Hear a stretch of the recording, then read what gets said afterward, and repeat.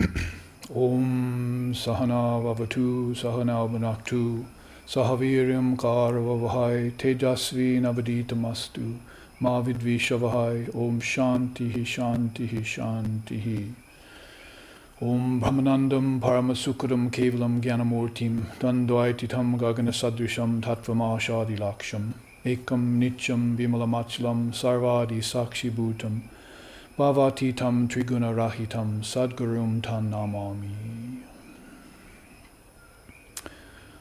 Om Shantihi Shantihi Shantihi. We salute the leader of our souls, to whose grace our ignorance is dispelled, who is beyond good and bad, pleasure and pain, life and death, and all other pairs of opposites. We recognize that one is the only witness to the changing phenomena of this universe. May we through that grace go beyond darkness and delusion and realize the truth in this very life. May Brahman protect us, may Brahman sustain us, may Brahman illumine our thinking process. May we not find fault with each other, with the world, or with the studies, and may what we study be a source of inspiration to us eternally.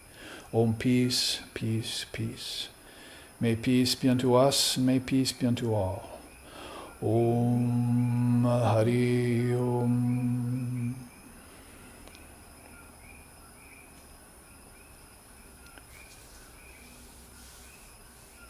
Tonight we gather for our Arati and Satsang. Arati has been completed in the last half hour with the singing of the traditional hymn Om Hring Ritang, which my teacher sang in his ashram for 40 years, almost without a break, night after night. And all evincing that deep love of God with form and beyond form. And some of the questions tonight that I've been given just prior to arriving here reflect that love of God in the form of God with form, or Ishvara. So we'll start out with that first question for satsang. That is, since we don't have anyone here present except just the camera person, all of you watching from the mainland, how many of you that there are, will have to be our distant and long-range satsang for tonight, and I will be taking your questions that arrived via the computer, such as the technological age of today. Or at least it puts us all together in the same moment of time and allows us to reflect in this tradition of Atma Vichara. That is the inquiry into the nature of the indivisible self, not the individual self. We know the nature of that, or should know the nature of that already, changing, ephemeral, transitory. But the indivisible self is unchanging, Akanda Satchidananda, the true reality. And so, in order to find that connection to that Brahman within us, which called the Atman, then we do Atma Vichara, we inquire into the nature of that. And everything is fair game for that, especially these lucid questions and their answers, which we join in together considering. And so that clarity comes to our mind. It's called Khyati. And when Khyati comes, then there's prasad, purity, shuddhi, as we were speaking about in our class on Sunday, just 2 afternoons ago. So the first question is about enlightenment, and it's about 2 modes to enlightenment. Basically, the student writes in and says, what is enlightenment? And it's actually a several-part question, but I can stop right there and answer it part by part. There's that beautiful chant in the Vivakuchidamani which says, Vedanta Siddhanta Nirukti Resha Brahmaiva Jivaham Sakalam Jagadcha Akanda Rupastite Reva Moksho Brahmadvitiye Shrutayaha Pramanam. It is the apt and final conclusion of the Vedanta that all is Brahman. Time, space, living beings, the world, all is Brahman. Living in constant recognition of that fact is what is called enlightenment. And then the chant goes on to conclude, Brahman is one without a second. Brahmadvitiye, pure and perfect, and the revealed scriptures are the sure and certain proof of that fact. So in one fine sloka, Shankara, the great Advaitin, gives us not only the modes, like studying the scriptures, to reach towards enlightenment, but also tells us without any uncertain terms that constant recognition of the fact that all of this is Brahman is enlightenment. It's very rarely answered in that way, or in any way, really. So what is enlightenment? It's keeping your mind concentrated on Brahman. There's another question here that's in conjunction with that. What is a weak mind and what is a strong mind? I'll get to that in a minute, but basically it plays into this concept of keeping your mind fixed on Brahman. A strong mind would be sthiti pragnasya, a mind that is constantly in recognition of its own wisdom, wisdom about God, atma gyan, wisdom of the indivisible self. And a weak mind would be that which is not in recognition of that. A strong mind would be that could concentrate whenever it chooses to upon God. And probably that becomes a habit, like I saw in my teacher, where there wasn't a moment of his day when he wasn't naturally concentrating on God. All had become Brahman for him. And a weak mind would be that which falls out of that recognition, falls out of that concentration. So, short answer to both those questions. But back to what is enlightenment, he follows it up by asking, is a person who is Ishvara conscious? And for those of you watching now or later, when you look back on this film, who wonder what Ishvara is, Ishvara means really the chosen ideal, Isha. And they even called Christ Isha in India. Even to this day, they call Christ Isha, the chosen one, because at that time when he was on earth, he was the avatar of the present age, that present time period. So he came, obviously or evidently, he came into Tibet and India, and there are records of a great soul like that visiting there. Isha then is that same Sanskrit root for Ishvara, which is the Brahma, Vishnu, Shiva trinity of our tradition. But it would also be that highest form of God that the human mind can conceive of, if we wanted to quote Swami Vivekananda. So, just to define Ishvara a bit so people know, is a person who is conscious of Ishvara, and I mean literally conscious of Ishvara, not just a believer, enlightened. Or should the term enlightenment be reserved for the person who has attained to nirvikalpa? Again, for those people who might see this later or who don't know what nirvikalpa is, that is the highest state of consciousness. That is non-dual state, where everything disappears. That is, everything by way of the worlds of name and form and time and space, and even karma, causality, disappears. And one goes into a state of superconscious awareness, it's been called, or satori, or nirvana, if you look into the Buddhist scriptures. So that state of samadhi has some subdivisions, as we know by the Father of Yoga's testament, a sampragyata and sampragyata, some seated and some unseated. The unseated samadhi is singular. There's only one of those, and that's the nirvana we're talking about, or the nirvikalpa. Nirvi means to be made extinct. So you've basically made extinct all forms and their causes, everything that eventually, by the power of thought and the power of energy and the power of matter, nature, let's call it, would eventually turn into a form. So you've rendered all of that nil. Nirvikalpa, nirvana, blown out, made extinct. And what's left over is your true self. Talk about atma vichara, all questions then go away at that point. You would just be in the state and no questions would arise there. It is the ultimate solution for everything, in other words. So back to a more direct answer to your question, really the hub of it here seems to be, is a person who is conscious of Ishvara enlightened, or should enlightenment be reserved for that state of nirvikalpa? Yes and no on the Ishvara level. That is, basically, you say here, luckily, fortunately, not just a believer, but somebody who's truly conscious of Ishvara. It brings up a lot of question as far as the people of this world in today's day and age probably in any day and age in this world, is that there are a lot of believers, but there are very few people with true faith. And then amongst those people who have true faith, how many of them have enlightenment? So you might be talking about 3 different strata of aspirant there. And those who have mere belief, reality is beyond mere belief.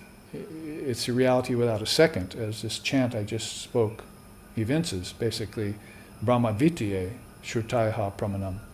Brahmadvitiye means one without a second. Brahman is the one without a second. There is no competition, there is no pretenders to the throne, there are no imitations. It's the authentic, non-dual reality which the seers realize in their deepest meditation. So no substitutes for that. I would say even Ishvara.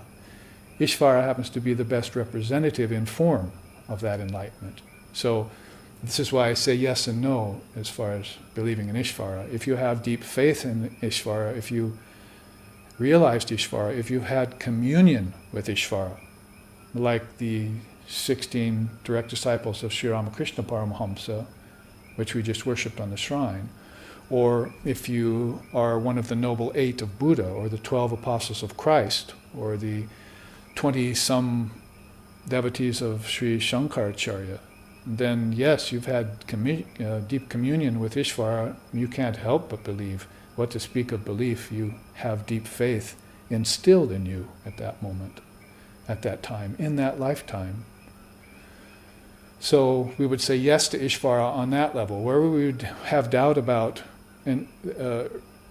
Ishvara being equivalent to enlightenment on the level of Nirvikalpa would be where we have this idea of a believer, because there are many people who have deep belief in God, but they have not studied the scriptures yet, they have not meditated yet on God.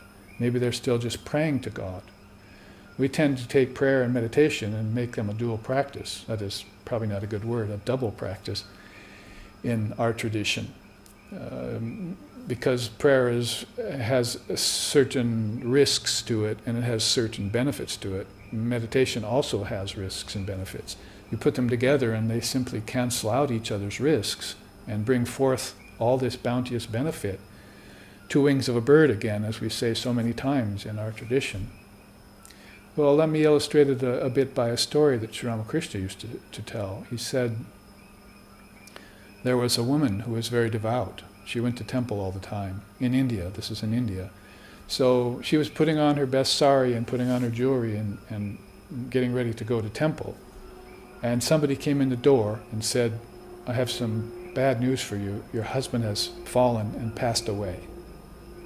So she began to weep and go into an emotional state. Then she caught herself and took off her precious jewelry and removed her sari and put on some older clothes, and then fell down on the floor and began to roll and weep. You see, her devotion to her husband was not as high as to those things that he had bought for her, all those baubles and jewels and precious clothes and so forth. And this is a pretty direct example of people who say they believe in God, could even go to church and temple and so forth, but how deeply have they gotten into any kind of spiritual practice which removes the attachment to money, wealth, and other minor considerations which are nothing next to divine reality. That's why Christ told the rich man to go and give all his stuff away and then come back, and then he could follow him, because he knew that as long as the man's mind was on riches and everything, his responsibilities, his duties, his daily life, back there in his old life, that while he was on trek, on pilgrimage with the Christ, he would not be thinking about God. At best, his concentration would be interrupted. So, next part of your question, what is a weak mind? What is a strong mind? Strong mind is that which has uninterrupted concentration on God. Uninterrupted at first means in terms of an aspirant, doesn't it? But then later it means natural. The word in Sanskrit is sahaja samadhi, just natural samadhi, like I saw my teacher in. All praises and peace be unto him. Swami Sheshanandaji Maharaj was naturally in communion with God all the time, no matter what he was doing. Even when he was scolding you, he was in communion with God, and you felt it. You felt that God himself was scolding you, so you paid attention. And when he spoke the scriptures, you felt like it was God himself who was teaching the scriptures. And when he did devotions in front of the altar, you felt like God had manifested there in a form and was offering flowers to the images. And so any sense of immature dualism went away, and you had a very ripe, mature renunciate in front of you who was deifying everything rather than running away from anything. That is, the renunciation was deification. It wasn't condemnation, as he used to say himself.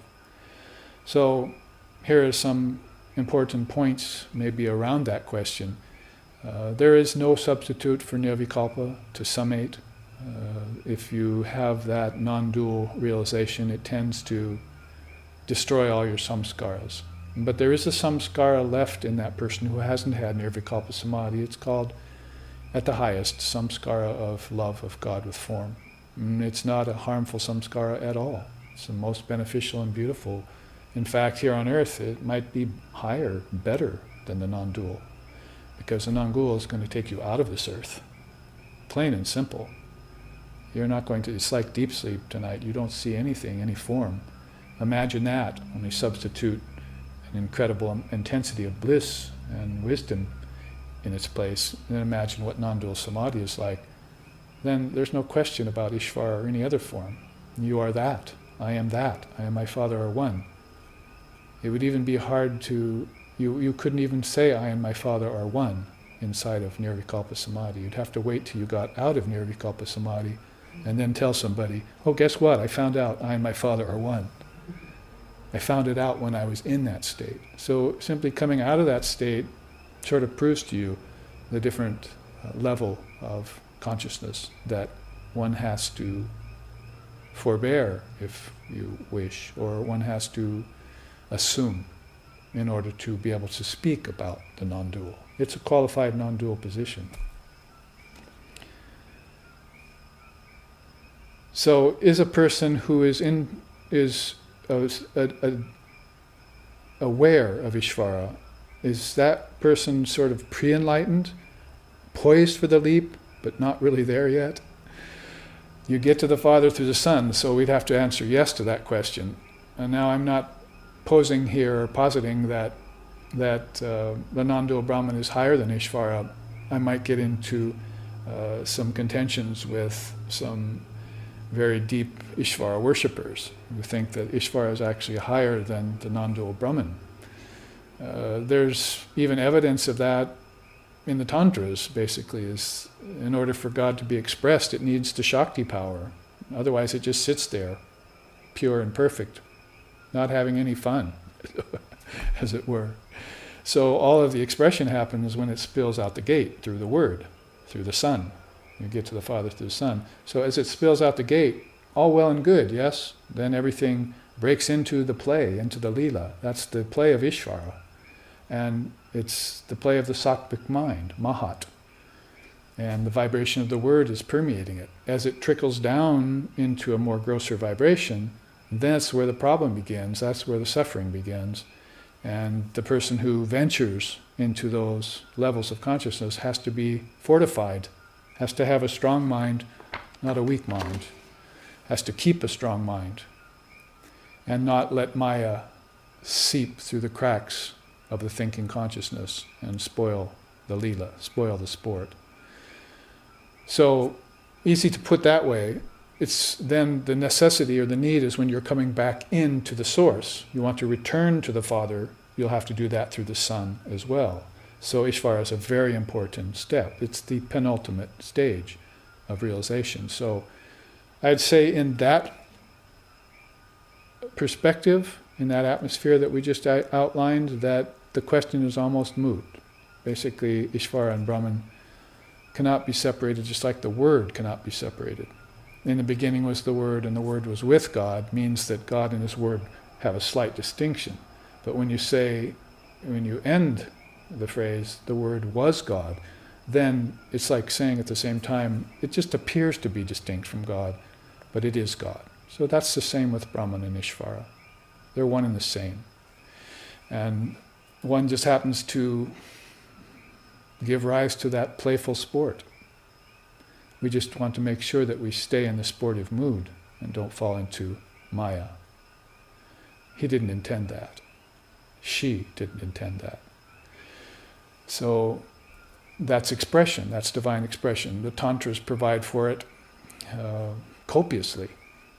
The Advaita Vedanta doesn't so much, because the pure fact is that in an Advaitic state there's no play going on. Play's over, curtain's been dropped. Sri Ramakrishna used to say that himself. He says, everyone's so silent, they're all talking before the curtain goes up. Yap, yap, yap, yap. In the audience, as soon as the curtain goes up, everyone becomes absolutely still, and they're fully concentrated on the play. And in India, that means the play of Ishvara. You're actually going to the theater to watch stories of Chaitanya, stories of saints and seers, stories of Ashravakra and the Indian rishis, and their communion with common people and with royalty and with kings. And so your all concentration on that goes up. And so it's really a very good metaphor for how you should be when you enter this Leela. A strong mind would be fully concentrated on everything here. On water, on earth, on fire, on air, on ether, on lighting, on camera work, on music. That's why they sing about Ishvara all the time, remember? Ishvara tero nam sabako sanmati de Bhagavan Jaya Raghupati Raghava Patita Pavana Sitaram.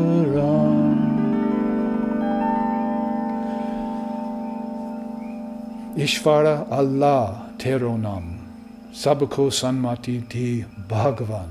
Now, those words for God in different traditions, in Muslim tradition, in the devotional tradition, in the Vedanta tradition. See, it's all about Ishvara, that ultimate form that beings use as their example, as their exemplar. In this day and age, 5 million people call that Ishvara Sri Ramakrishna Paramahamsa. So there's no denying that kind of force. Those are all very devout practitioners. And they know about non-dual samadhi. They hold it as a high ideal. So you can be a bhakta of Ramakrishna, but there's no way in the Ramakrishna tradition that you can escape finding out about the need for nirvikalpa samadhi, because Sri Ramakrishna went into it so many times. And the people around him were very interested in that. In a sense, it was like Vivekananda saying, I don't like Christianity that much, but I love Christ. I don't really like some forms of Buddhism that much, but I love the Buddha. So when you get down to the actual ideal itself, you'll find that to be all pure, all perfect, the best exemplar. You can't go wrong. And isn't nirvikalpa samadhi there in the wearing cloth of that great soul? Can just almost grant it to you. So you keep company with those souls. Nirvikalpa will come in its own time.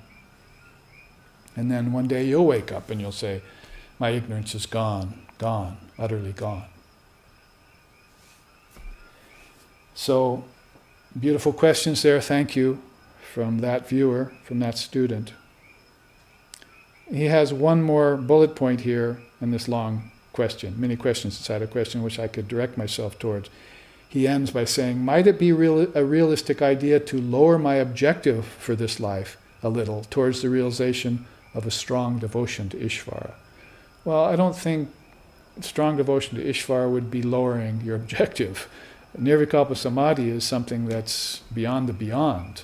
Who can say when it will come? Who can say how it's granted? Divine Mother is supposed to grant dharma, kama, artha, and moksha. Moksha comes at the end. In the caste system, it comes toward the end. You live a certain life, and then you give everything away at the end, and you attain to the highest dharma, the swadharma. So no matter which system you look at in India, it's always headed toward that ultimate, because that's where everything came from, the ultimate. It didn't start out of nothing. You can't get something out of nothing. It started out of something, something with a capital S. So the way the question is put here, I could attack it a little bit that way, from the standpoint of Jnana Yoga. I would say don't look at it as lowering your objective, because as far as the Ramakrishna order Swamis are concerned, the direct apostles or disciples of Sri Ramakrishna, often they were approached by devotees with that kind of question. And they would come and the questions would come back to them. How's your life? How's your practice in the morning? Do you meditate well? Is your concentration steady? Are your practical matters in hand? Is money there? Are you comfortable? Are you able to keep up a daily spiritual life and have all the fundamentals fulfilled? And then they would say, yes, Swami, that's all happened due to the grace of Ramakrishna. See, due to my taking refuge in the path, Dharma, Artha, Kama, and have all been vouchsafed to me. See. And then they'd say, okay, then just increase your devotion to God. That's the follow-up question. So hardly a lowering of an objective is it. It's like enlightenment is already there. It's been vouchsafed to you too. Moksha comes at the end of Dharma, Kama, and Artha. So now that you have it, increase your devotion. And if you want to go further to Swami Vivekananda's way of thinking, try and share it with others. Holy Mother said that. Now that you have the grace of the Ishvara form, Ramakrishna in this age, try and, on your way to enlightenment, turn and help others who need it. That's why you're there. You're running out your prarabdha karma anyway, aren't you? The last karmas. So if enlightenment is really there, if you really are conscious of Ishvara on a deep level, have communion with Ishvara, you're entirely devout to Ishvara, then it's just a matter of helping others. So there are steps to the spiritual path that, well, put it this way, there is service beyond enlightenment. They say there's life beyond such and such. In this way, there's service beyond enlightenment. You can get enlightened and still be, and probably will be, much more helpful to beings from that standpoint. How often do we have an enlightened being serve us in any way? You see, so it's where the yogas come around in a circle again. Jnana, bhakti, dhyana, then karma. So you could say, put it that way, get rid of ignorance with jnanam, and then know what true love is, and have your devotion. Then meditate, and nirvikalpa samadhi is at the doorstep. Then serve, karma. That's the order I would put it in. At least it's one very good order. Jnanam first, bhakti, then becomes mature. Then meditate, because you can. At that point, your concentration is strong. And then serve. You say, start with service? No, I don't think so. Too many mistakes in the name of service. Even altruism, too many mistakes. It's too risky. Fence with two swords, not one, Ramakrishna said. Sword of knowledge first, then the sword of action later. So then you'll be free of that residue that comes about through acts of good stupefaction, acts of bad stupefaction, and acts of mixed good and bad stupefaction, is how Lord Kapila puts it in the Samkhya tradition. That is, a good act turns into a bad result, and a bad act turns into a good result. You must have noticed. People who are defiling the world and killing human beings are enjoying the good life. What's that about? So, it can be very cloudy, can cloud up your consciousness. You want clarified consciousness. So follow the tradition, as we say. And if you're living in an ashram, you wouldn't bring alcohol into an ashram. You wouldn't bring meat into an ashram. You wouldn't listen to sportscasting in the ashram or do anything that would defile the atmosphere here. This is SRV ashram. See, and or any other ashram that you would live in has certain rules and regulations. You follow them. You follow the tradition. If you let the tradition down, then that's just every occasion for letting Maya in the door and karma that follows it. So that's how important it is to live a divine life. So if your house is your ashram, or it should be, you should start to, that's what the ashram is sort of an example of, and go to back to your house and make sure that you instigate and implement some of those great principles that the ashram is built on. Even the monastery is built on. People go on retreats to monasteries and they come home and they say, I think I'll run my house sort of like a monastery now.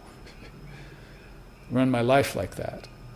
So anyway, that's all conducive to a strong mind. And none of it has anything to do with a lower objective.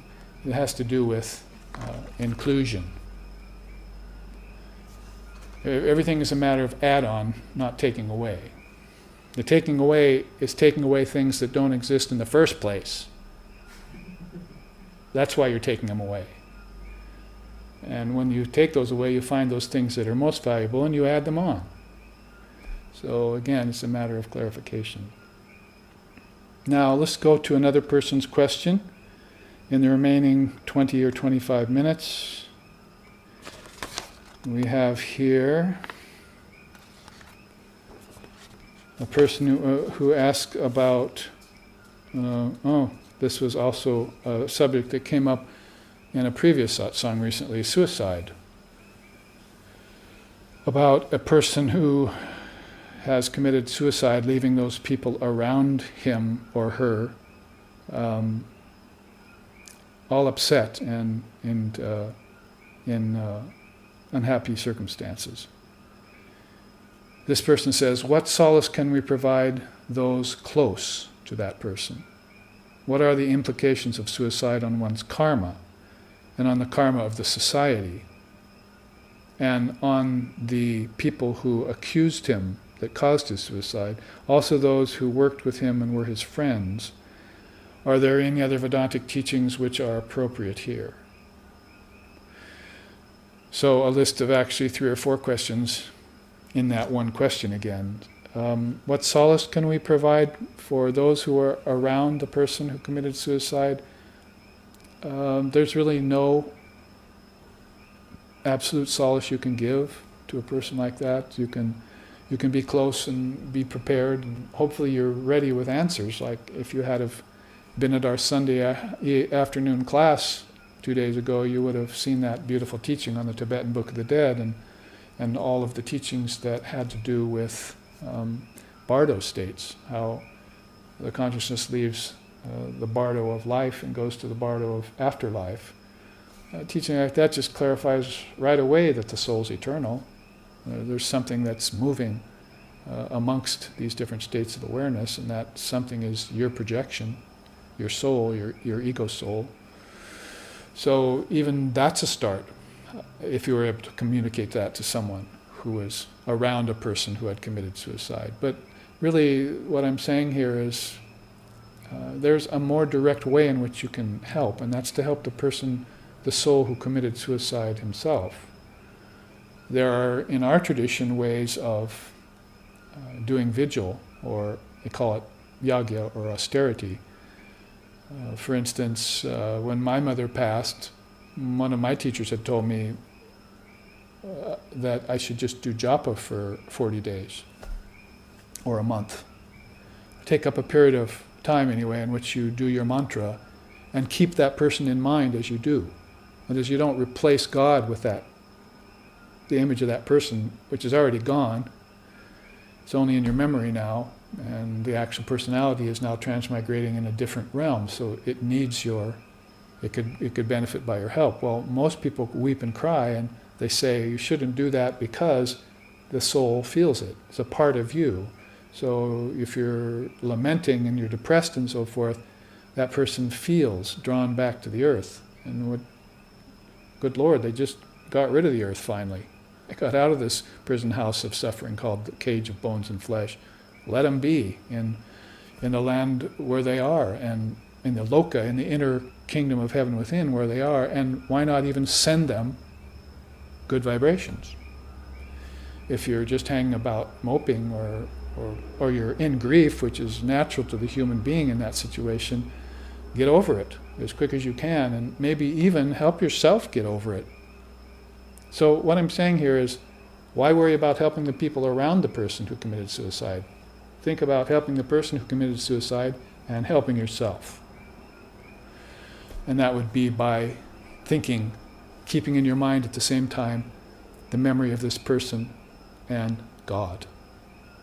Ishvara or Brahman, either way. Form or formlessness in that case. And that would help the soul in their sojourn, and hopefully help them transcend all sojourns in the future, all returns to the body, to the physical world. They will stay in an indeterminate state. They will stay in a transcendental, blissful level of consciousness, where they can get enlightenment, and from that standpoint can help everyone. So we take a little bit different tact on suicide in that regard. For one thing, if the person was an enlightened person, suicide makes no never mind, as they say. It's nothing. Dropping the body is nothing. They do it on purpose. Some beings can actually do it consciously. Like Swamiji Vivekananda at the end of his life when he was 39. He just picked an auspicious day, and then at the time he didn't tell anyone, told one Swami that was there, go meditate. That was his last words to us. Go and meditate. Go meditate in the shrine, I think were his last words. And then he came back and he had left the body.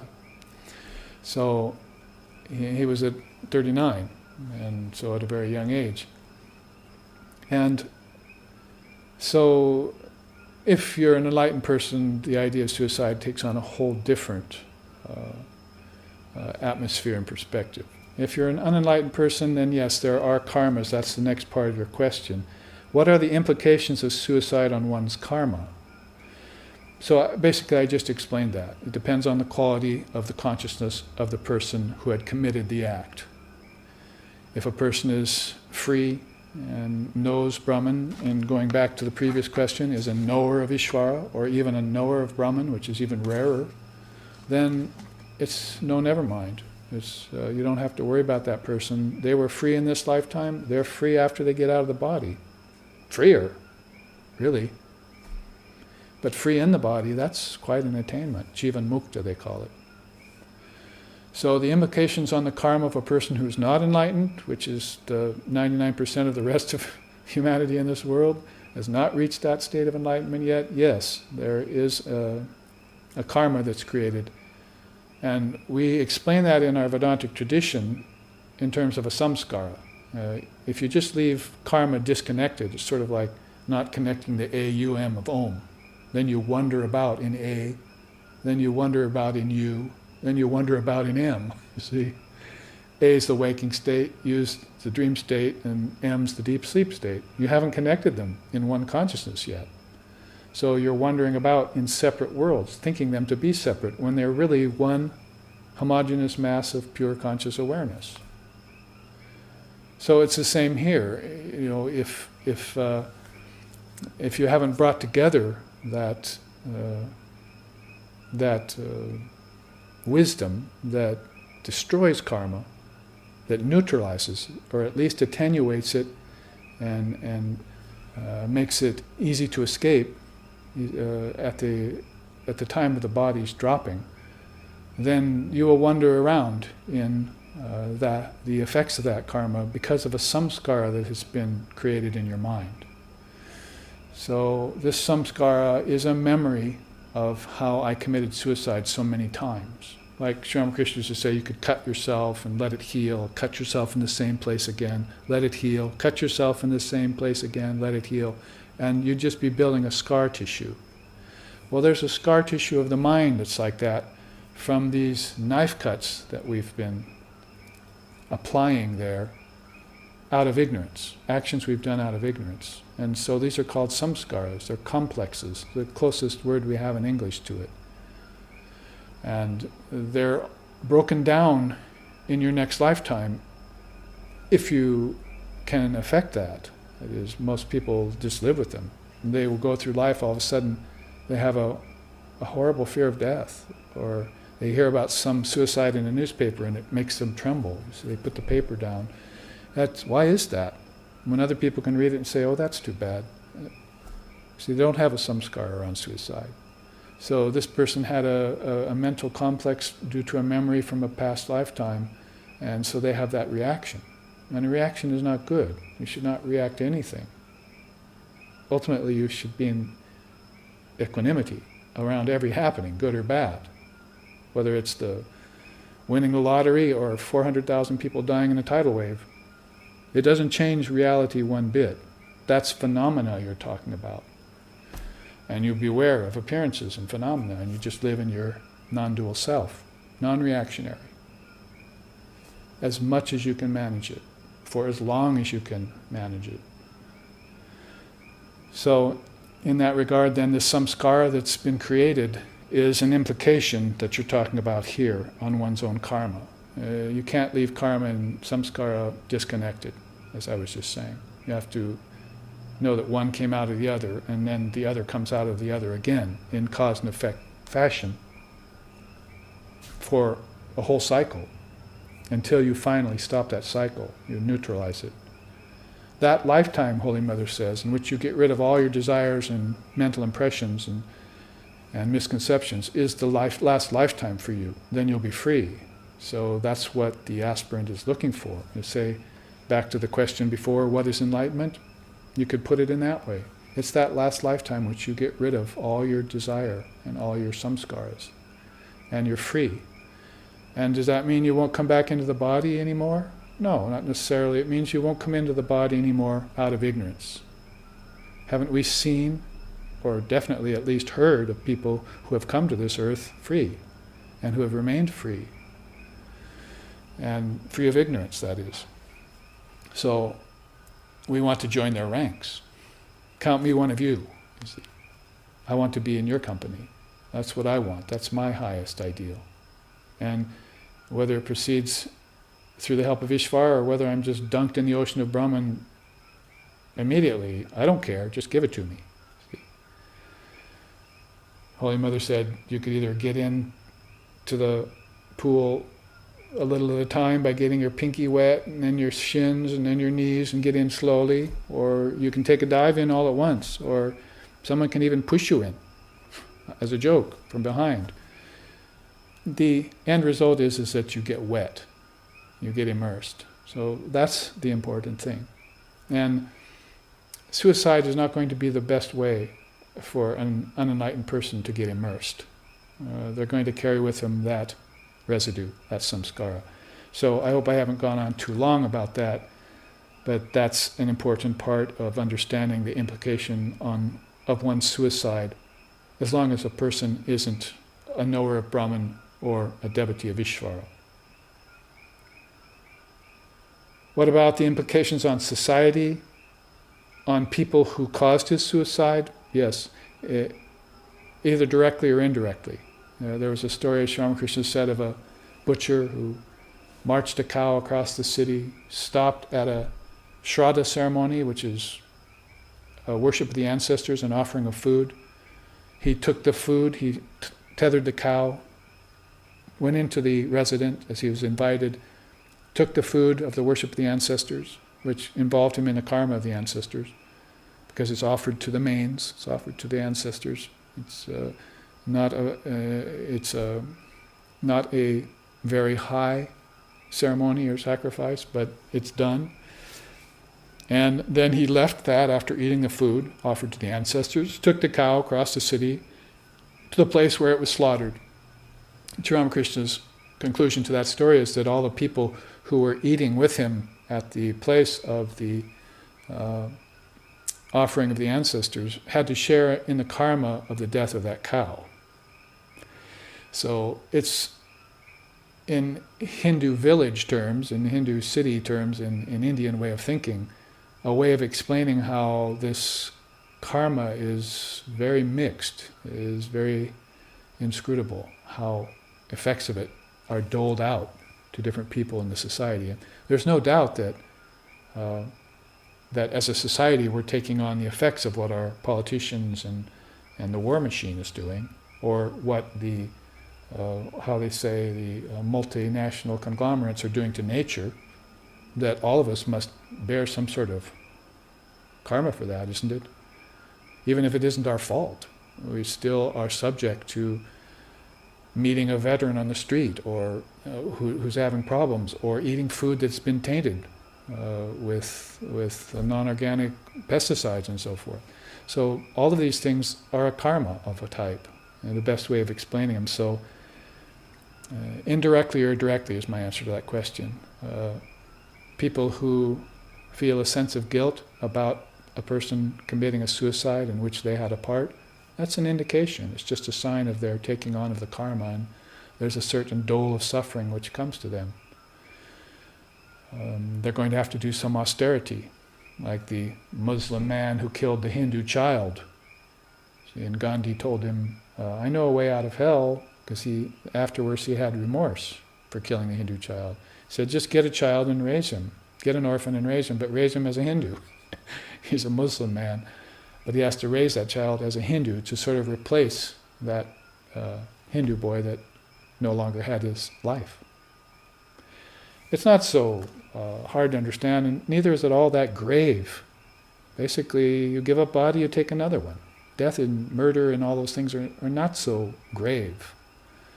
They're a karma, a mark on the soul, and they're not a mark that can't be removed by some act that is alternate to it, that neutralizes it. Otherwise, how many of us, all of us maybe, have in our past, if we have lived many lifetimes, killed and been killed in some way or another. That's the nature of this world. So the implications of karma on of suicide on one's karma, on those people who caused his karma, and on the society overall, I've tried to answer that in a short amount of time, in a few minutes, as best I can. As far as those who worked with that person and who were his friends, I answered that at the beginning, didn't I? I think it's better if you do a sort of austerity for the person. If you have a mantra, or you have a practice of meditation or prayer, then you can send out, as I say, auspicious vibrations in all directions. And with him specifically in mind for a certain period, because like on Sunday's class, we know that there's a 7-day duration around death and a 14-day duration after death called a bardo, and then a 21-day duration after that. So we know there's at least a month there, in the way that tradition explains it, that the soul is wandering. Maybe it's not lost, it's just trying to find its next seat, its next birth in the realms of name and form, and there are many of them. So you can help that soul at that time. Why be grief-struck and rendered helpless like a baby? Better for you to put your mind in a practice that will help that person. So I want to recall that in accord with that idea of those who were his friends and those who loved him. Are there any other Vedantic teachings which are appropriate here? Those are they.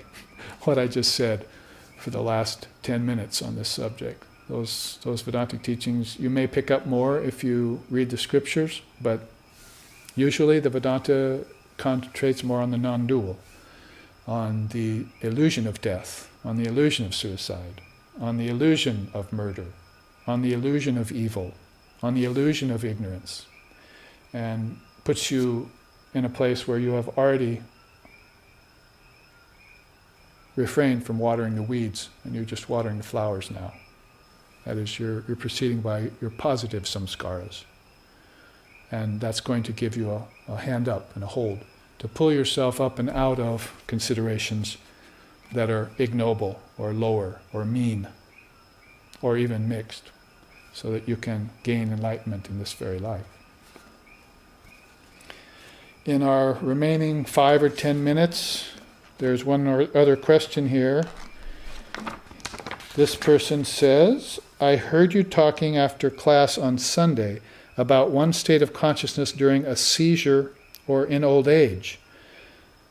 I heard part of what you said but didn't catch it all. Would you repeat it or add to what you were saying? mahalo. That's our word in Hawaiian for thank you. So I think I was speaking in the context of a Swami I met who had had a seizure and who wasn't there in the mind anymore. When I met him, I had met him many times previous. I'd even taken teachings from him. He taught me the various scriptures. I sat with him and undertook. Panchadasi was one of them. And this Swami had always remembered me and thought of me fondly. And then when I saw him after his seizure, he couldn't recognize me anymore. He couldn't recognize anyone. He just pretty much sat silently.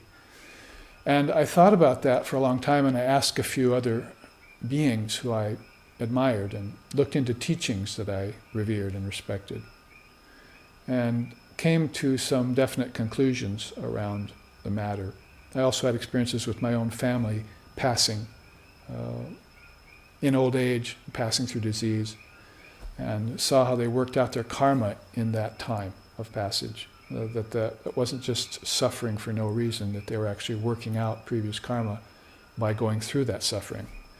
Not the best way, but better to do it in this lifetime than in a future lifetime.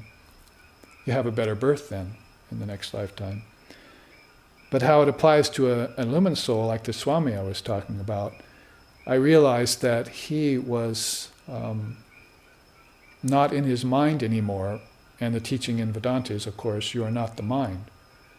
The teaching in basic Hinduism is you're not the body, but that's obvious. Most people with any intelligence would know that. But it gets to a more complex level of realization when you say I'm not the mind, because the mind is so integral, it is so wound up with the soul.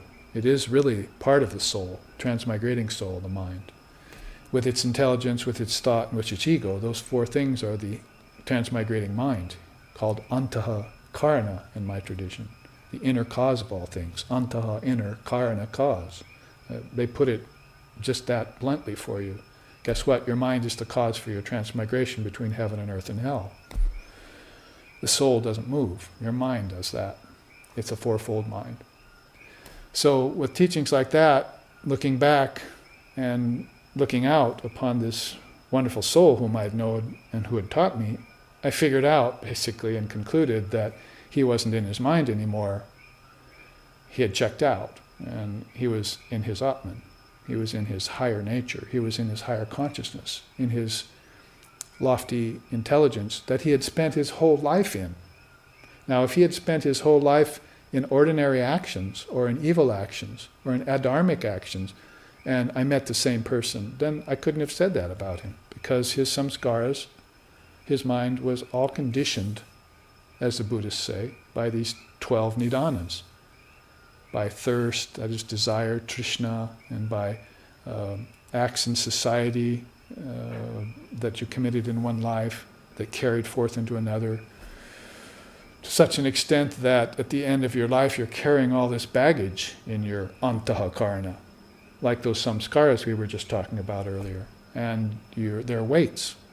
Like one seer says, you get out at a train station at 2 a.m. and there's no one around, and the porters unload your baggage, which is huge. You can't carry it all, and the train pulls away, and you're standing there after midnight with all this baggage, and there are thieves out there, for all you know. What can you do? You have to sit there with your baggage until humanity shows up the next morning to help you. That's the way it is with a person who lives their life in such a way that they're carrying all this baggage at the end with no one to help them. And the thieves of forgetfulness and the thieves of fear and doubt and ignorance are all there ready to pounce on your belongings. That is, take away any positive karma and good action that you might have done in your lifetime. Sequester it away, you see, as far as you're concerned. So I was not looking upon a man like that. I was looking upon a man who had spent 50, 60 years as a monk, and who had studied the scriptures deeply, and who had become qualified to teach others. So obviously his body, his brain were still there, but the consciousness had abandoned the nadis. If you've come to some of my classes, you know what that means. These nerve channels are not just physical nerve channels. inside the physical nerves are 100,000 subtle nerves, and those are the nerves that are conducting thought and consciousness. Those are the nerves that are taking the soul from heaven to earth to hell, or from loka to loka, or from world to world, or realm to realm, to the kingdoms of heaven within. You don't see those. Science doesn't acknowledge them. Medicine doesn't perceive them. Psychology doesn't acknowledge them in the West. But this is the Kundalini system of yoga. This is yoga. So what I was seeing there in that man, to sort of conclude here, was a person whose intelligence had abandoned the gross nerves of the brain and was now occupying the subtle nadis of the great mind. So, thank you for these 3 questions, although 2 of them had about 5 or 6 different parts. I did my best to answer them for you in the short amount of time we're allotted here in our hour of God at Satsang just after dusk, when we can no longer see the hairs on our arms. So we know it's time to meditate and talk about deep things, important things. So here, as traditional demands, I will end with a quick chant. Om Tachnaya Ravrini Mahe Gatung Yagyaya Gatung Ye Nupataye Daivi Svastarastu Naha Svastir Manusebhyaha Urdvam Jigatu Bhesajam Sangno Astu Dvipade Sangchatushpate Om Shantihi Shantihi Shantihi. May we make a great offering into the great self. May we always revere the Lord and Mother of all sacrifices and delight in this offering. May divine blessings be upon us. May peace be unto the entire human race. May healing, well-being, and prosperity also then abide among us. Om peace, peace, peace. May peace be unto us. May peace be unto all. Om Hari Om.